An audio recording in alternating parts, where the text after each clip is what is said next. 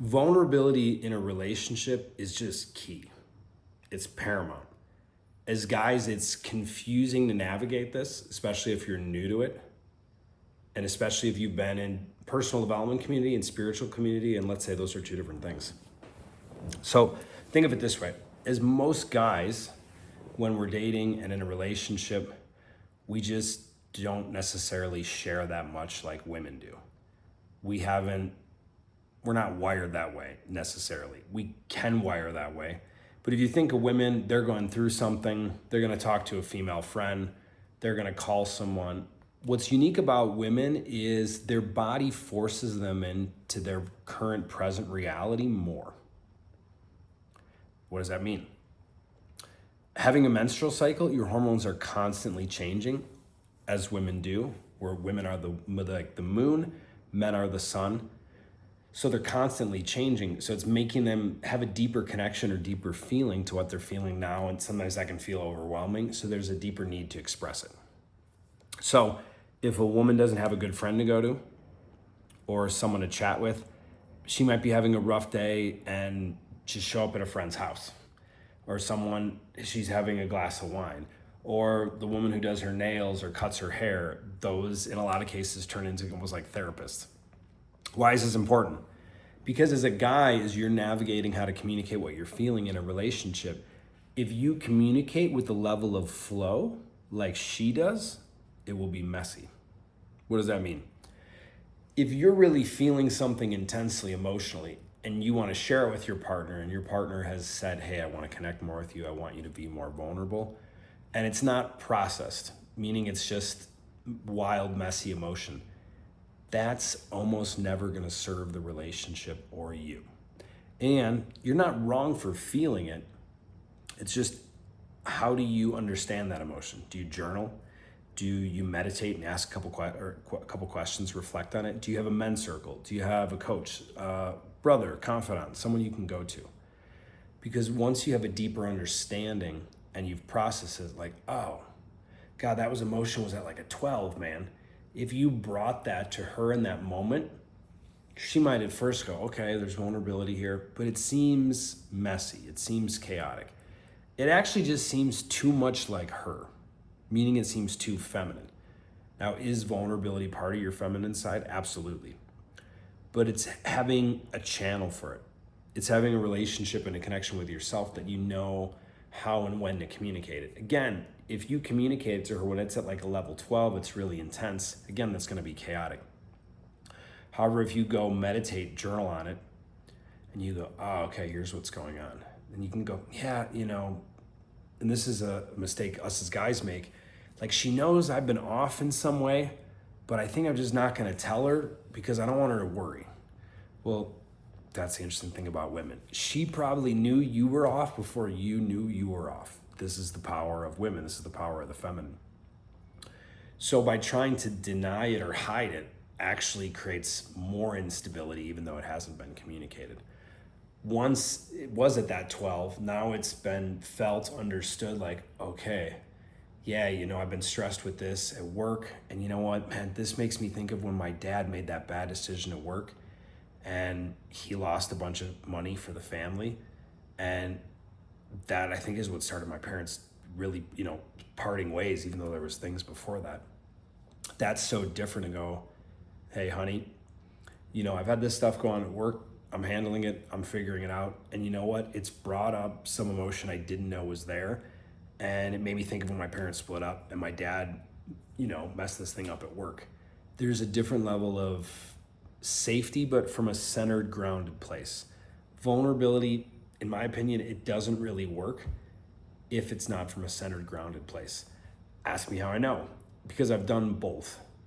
And if you come from spiritual communities and sitting in different circles where people just open up and open up and open up, if we open up that way in our relationship, she probably won't receive it the same way, or she will in small doses, because what she's really saying or realizing, whether she knows it consciously or not, she's like, well, think of it like a plane.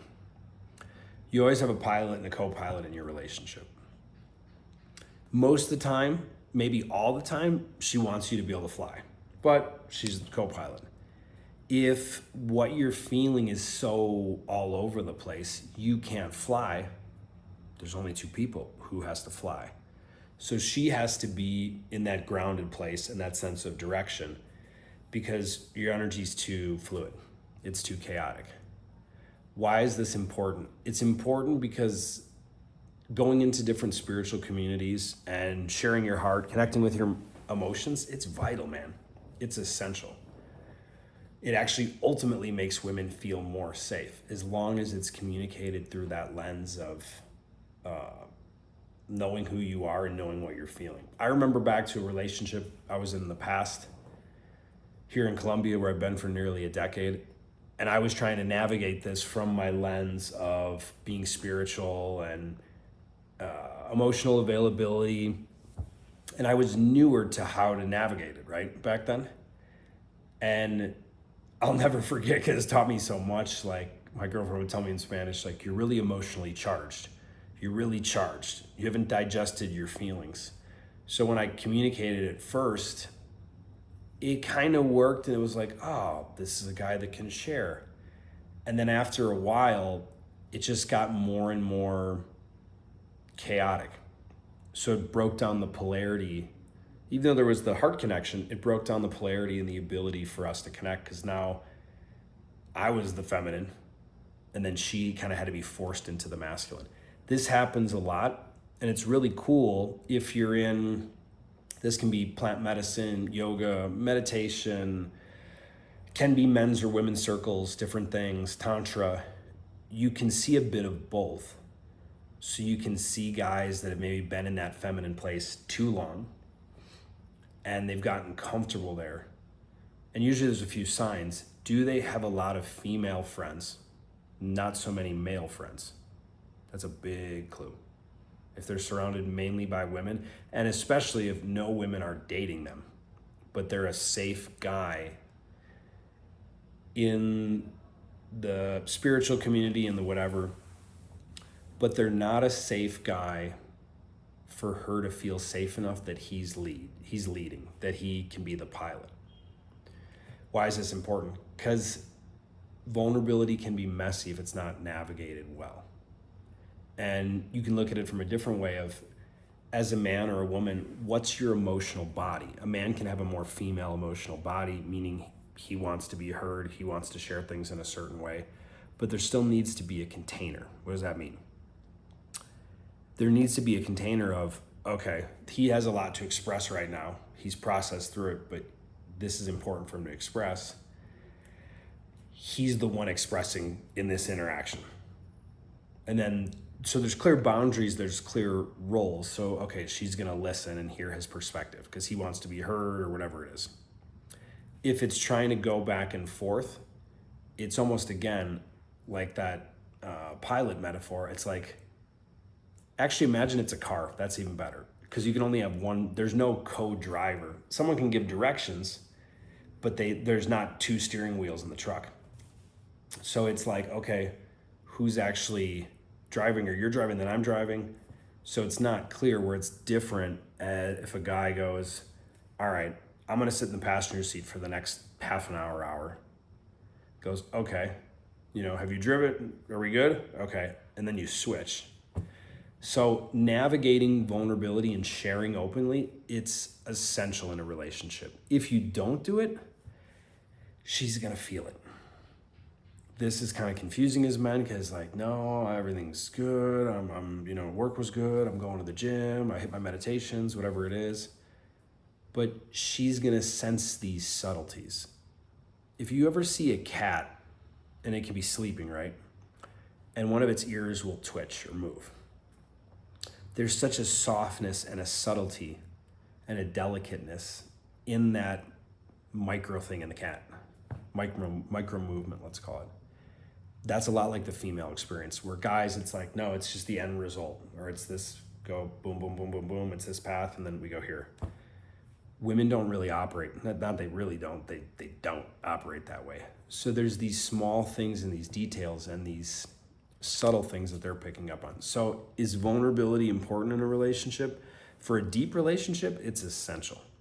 However, navigating it by holding back and going, I don't want to make her feel unsafe. I don't want to freak her out.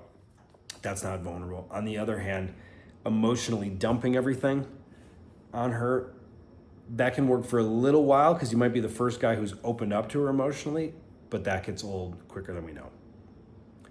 The key is have your feet on the ground, open your heart, know what you're feeling, do it from a centered place, and share this. It has all the answers.